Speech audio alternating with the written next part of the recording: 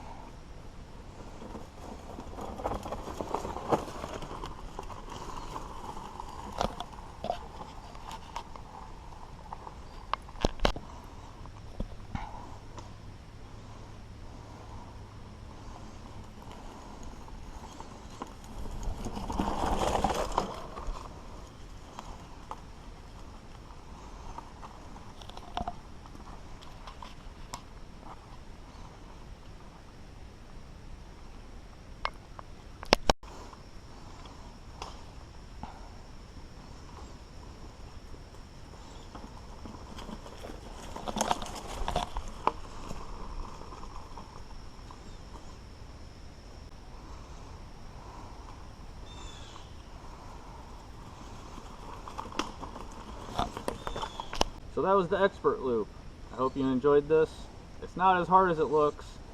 It's the drop underneath the bridge is kind of difficult, but if you go and just walk it first, check it out, pick a line, and just head on down there.